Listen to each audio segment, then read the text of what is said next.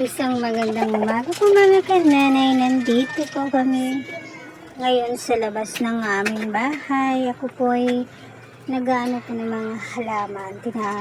Tinatanggalan ko po ng mga dahon. Gawa na po ng dami na pong patay na halaman na hindi ko na po naasikaso. Gawa ng marami na po akong ginagawa ngayon. At ngayon po ay sinimulan ko na po na mag-ano na po ng mga halaman ko po. Dahil po dito banda po sa amin ay marami na pong nadidinggi. Kaya ingat-ingat na lang po tayo mga kananay sa mga anak po natin. Ngayon po nandito po ako ngayon, nag-aano po ng mga halaman. Iba na po binigay ko na po yung ibang halaman ko kasi marami na po. Kasi sabi po daw nila dyan po daw tumitira yung mga lamok na dinggi na kaya pinag-aanuhan ko na po.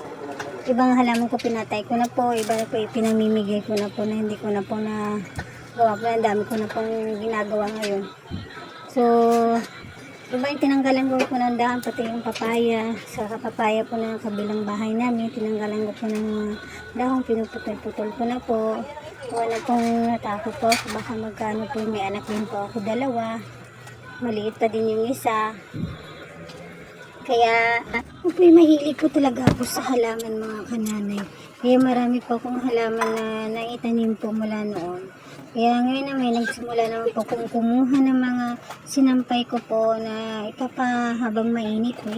Sasampay ko muna yung mga damit ng anak ko na hindi pa po natuyo kahapon. Kaya pinaglalabas ko po ngayon. Kaya andito po ako Kaya ngayong umaga po nandito po ngayon sa labas ng aming bahay kasi sinimulan ko pong magwalis habang nagwawalis po ako dito at nagsasampay po.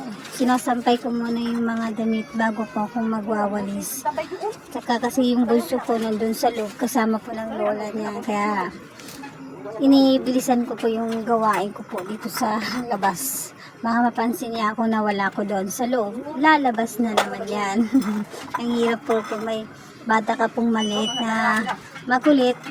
Tapos pag nandito ka sa labas ng bahay, sabay din yan siya. Maya-maya ay mahirapan ka na naman magawa na sa loob. Ayan na naman po ang aking makulit na bata. Nalaman niya na wala na po ako sa loob. Ngayon ay lumabas na nakita niya ako. Kaya sinimulan ko na pong gawain. Kasi ibang paso po, wala na pong mga halaman. Gawa po na hindi ko na po siya nadidiligan. Kaya namamatay na po yung mga halaman ko. Kaya kinuha ko na lang po yung mga paso na hindi na po nagagamit. Kaya nililigtas. Kaya yung mga halaman ko iba, dinidiligan ko na po para mabubuhay po sila. Kasi pagdating na po ng summer, mainit. Baka mamamatay na, wala na ako ulit na mga halaman ko.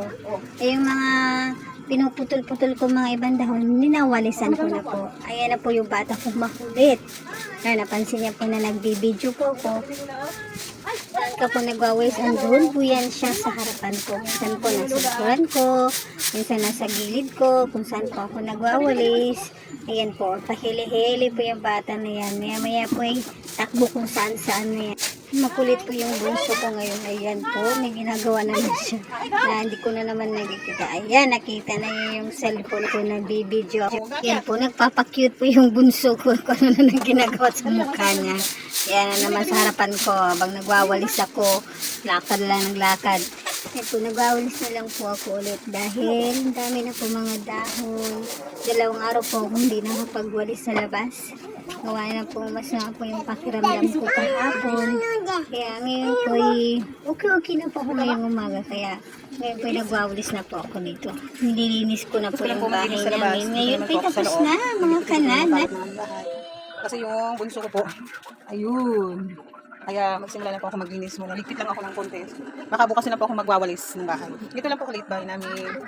Sana manood kayo sa vlog ko. Ito lang po kaliit. Oh, simple lang po. Yan. Higaan sa taas, sa baba. Yun lang po bahay namin.